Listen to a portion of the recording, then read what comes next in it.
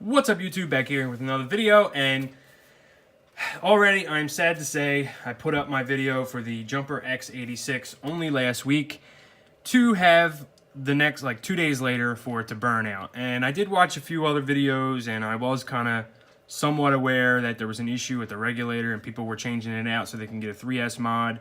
I kind of thought that was just like a 3S mod thing, but needless to say, it just kind of burned out mid-air. And that was that.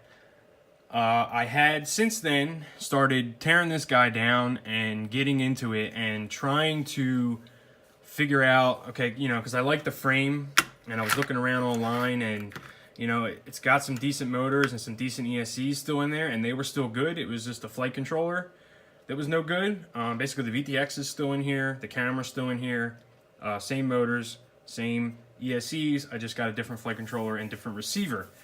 So I was going to try to video this and show you how I did this, but it was a lot of trial and error in my part to try to work this out. So, and after doing it, listen, this isn't for the faint of heart. You got to have a little bit of knowledge in how these things work and how this goes, and what do you call problem solving and troubleshooting to try to figure this out. But I'll kind of show you the best I can.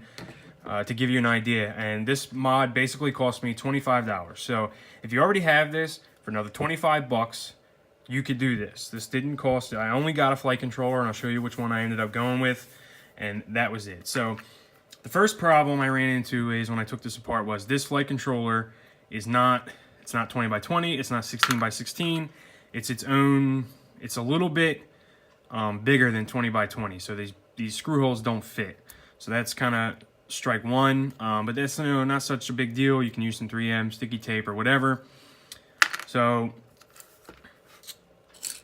oh yeah, the other mod too, if you're gonna get this guy, get rid of these DYS. They do fly. They're not good. They're not bad. They do fly, but they're just, they're not that balanced, and they're not that good. For the cheap price, upgrade to these Gem Fan ones. You'll be so much happier. That's number one.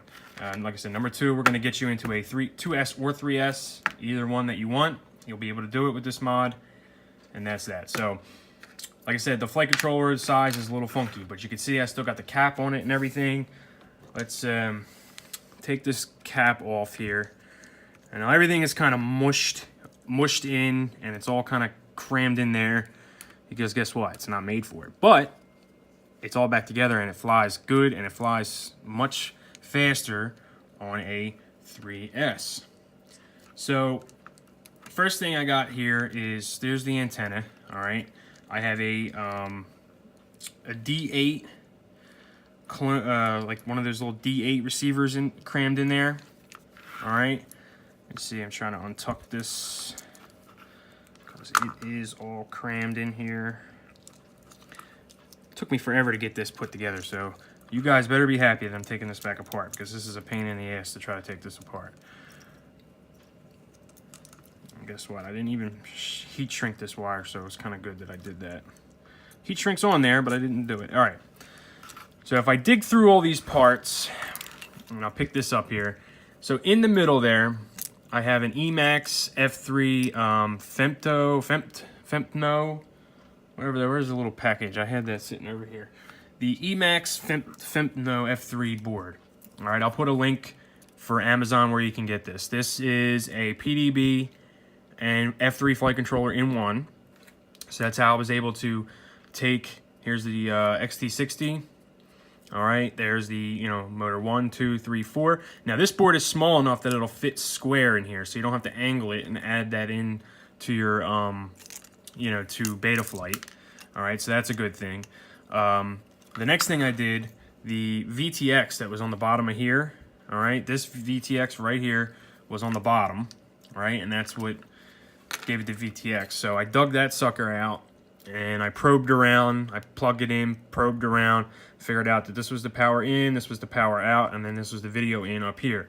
So I added a couple wires, I heat shrinked it, and then there's your dip switches right there. So boom, that's a 5 volt, 25 milliwatt transmitter now, right? The next thing, the camera, the wires that it came with was black, red, and white. White is your video, black and red is obviously your power and your ground. I connected all those to the 5-volt LED strip of the F3 board here, the Emax board. All right, then this little, this is a D8 S-Bus receiver, same thing. This is the S-Bus receiver spot. I connected that in. So I just kind of connected everything in, and then the trick here is just to kind of cram it all down. Now, unfortunately, my Femto, however the hell you say it, but my Emax board came with a dead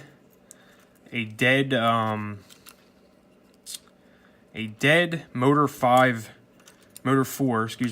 port. So I wasn't able, I had to reroute it to the LED strip, but that's a whole nother thing. Hopefully that doesn't happen to you. But yeah, so now this can run off a 3S or 2S, and this is, you know, it's even more powerful and fun on 3S. You can dial it down, run it on a 2S. But yeah, if you have a Jumper X86 that's burnt out, 25 bucks, and a little bit of skill and a little bit of time, you can get to this point. So if you have any questions, ask me down in the comments. I will answer you the best I can to show and to try to help you with this out. Oh, the other thing is too, I put the old PDB back in here. I just kind of screwed that on and gave me a base to stick my board to. So that's screwed onto the bottom. You know, that's screwed onto the bottom down here, and then the board is stuck on top, and then everything connects to that. So yeah, any questions, let me down in the description. Thanks for watching. See you on the next one.